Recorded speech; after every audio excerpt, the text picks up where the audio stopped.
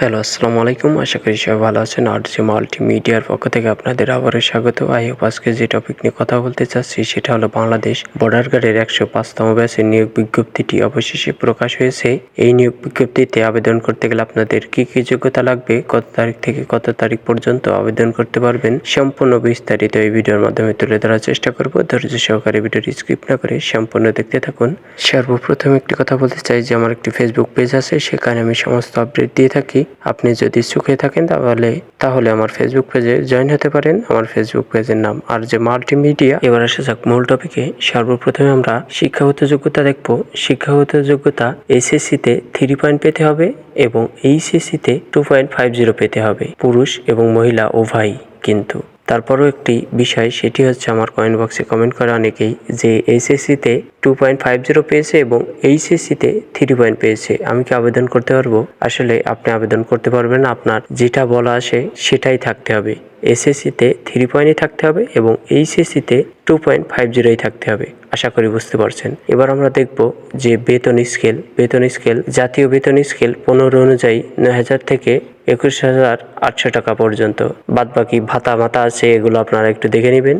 এবং এবার আমরা দেখব যে বয়স 18 থেকে 23 বছর বয়সের ভিতরে হতে হবে। এফিডেভিট গ্রহণযোগ্য নয়। এবার আমরা দেখব যে শারীরিক যোগ্যতা যাচাই। পুরুষ প্রার্থীর উচ্চতা পাসপোর্ট 6 ইঞ্চি এবং ক্ষুদ্রঋণ সম্প্রদায়ের ক্ষেত্রে পাসপোর্ট 4 ইঞ্চি। ওজন 49 কেজি এবং ক্ষুদ্রঋণ সম্প্রদায়ের ক্ষেত্রে 47 কেজি। বুকের মাপ 30/32। দৃষ্টিশক্তি 6/6 থাকতে হবে। এবার আমরা দেখব যে মহিলা প্রার্থীর উচ্চতা পাসপোর্ট 2 ইঞ্চি, সাধারণ প্রার্থী এবং ক্ষুদ্রঋণ সম্প্রদায়ের ক্ষেত্রে পাসপোর্ট। ওজন সাধারণ প্রার্থী 47 কেজি এবং ক্ষুদ্রঋণ সম্প্রদায়ের ক্ষেত্রে 43 কেজি। বুকের মাপ 28/30 ইঞ্চি। দৃষ্টিশক্তি অবশ্যই 6/6 থাকতে হবে। বৈবাহিক অবস্থা অবশ্যই প্রার্থীকে অবিবাহিত হতে হবে। এই নিয়োগপত্রে কিন্তু সকল জেলার প্রার্থীগণই আবেদন করতে পারবেন। এবার আমরা দেখব যে আবেদনের সময়সূচি। 24 মার্চ থেকে আবেদন শুরু এবং 2 এপ্রিল পর্যন্ত আবেদন করতে পারবেন এবং আবেদনের লিঙ্ক আমার ডেসক্রিপশন বক্সে দিয়ে দেবো, ওখান থেকে আপনারা দেখে নিতে পারেন। এবার আমরা দেখব যে রেজিস্ট্রেশন ফি 56 টাকা আপনাদের জমা দিতে হবে।